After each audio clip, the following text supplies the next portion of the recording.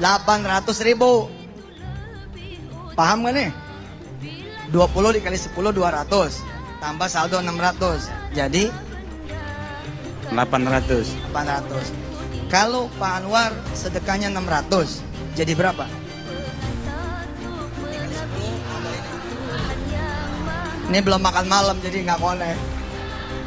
Ini Pak Anwar dikali 10 6 juta. tambah ini. 6 juta 20. Oke. Kalau sedekah 20.000 ternyata jadi 800. Tapi kalau sedekah 6 juta 20, 620, sedekah 600 menjadi 6 juta 20. Pak Anwar pilih yang mana? Yang 6.000, 6 juta, Pak. Bener nih. Goy. Siapa namanya? Fathul Munir. Munir. Oke, dan pertanyaan ke beliau beda. Kalau Pak Anwar berapa uang di kantong, kalau sama dia berapa tabungannya? Tabungan saya ada kurang lebih 10 juta. Oke, sip. 10 juta itu kalau disedekahin jadi 100. Iya, 10 juta kalau disedekahin, jang. Itu jadi 100. Bahkan kalau kita minta sama Allah diganti 700 kali lipat, maka menjadi berapa? 7 miliar. Langsung to the point. Kira-kira 10 juta mau di-nolin apa mau disisain? Mau dinolin.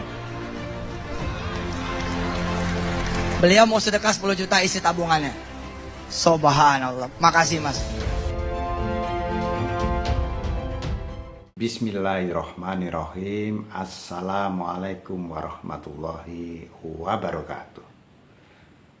Sahabat Nahi Mungkar yang dirahmati oleh Allah Subhanahu wa Ta'ala, dimanapun Anda berada, semoga dalam keadaan sehat walafiat dan selalu dalam lindungannya. Sahabat, di video opening telah kita saksikan dua orang yang menjadi kurban dari Yusuf Mansur terkait dengan sedekah. Yang orang pertama itu uang yang ada di dompetnya habis. Orang kedua, uang yang ada di rekeningnya juga dinolkan. Lalu Yusuf Mansur menjanjikan bahwa Allah akan mengganti 10 kali lipat. Pertanyaannya, apakah uang yang telah disedekahkan kepada Yusuf Mansur itu ternyata Allah tidak mengganti 10 kali lipat? Yusuf Mansur mau menggantinya? Tentu saja tidak. Uang yang sudah masuk ke Yusuf Mansur tidak akan bisa ditarik lagi. Itu ya. Itu yang pertama.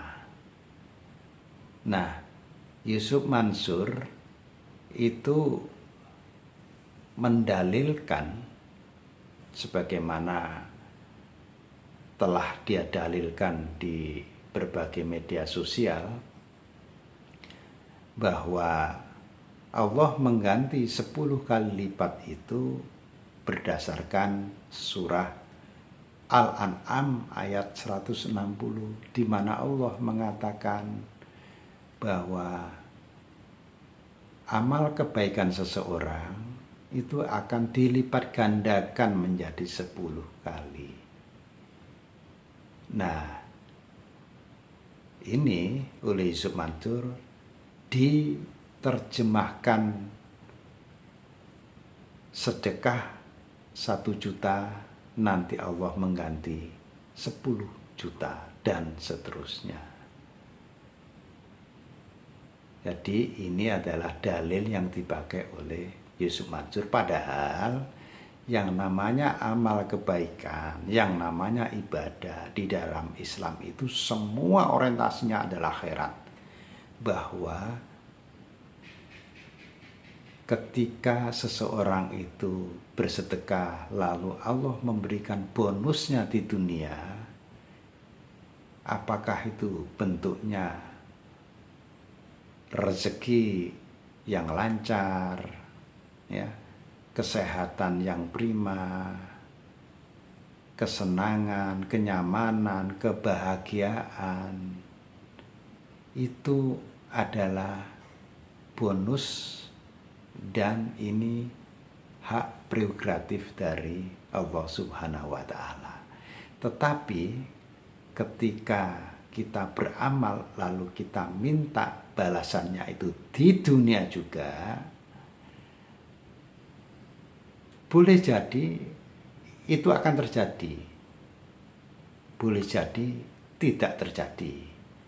Nah, tapi kalau seseorang itu sudah meniatkan beramal lalu meminta di dunia, apapun hasilnya, di akhirat tidak akan dapat. Maka ini masuk dalam kategori orang-orang yang merugi karena dia tidak dapat pahala di akhirat.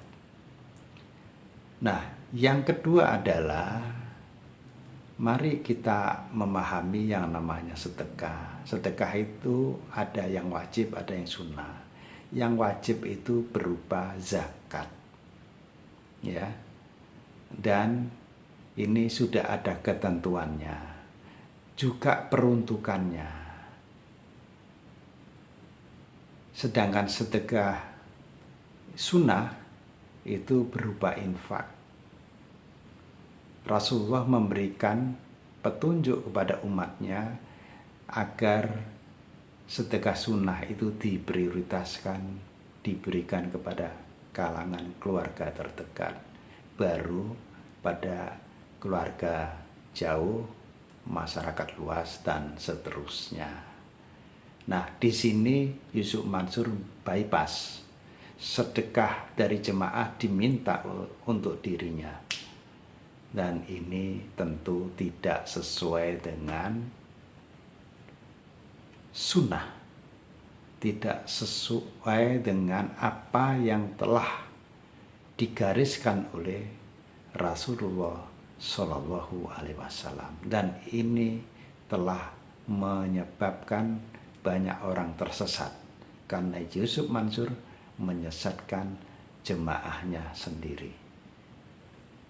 Uang sedekah dia minta, dan kalau sudah masuk tidak akan bisa keluar lagi.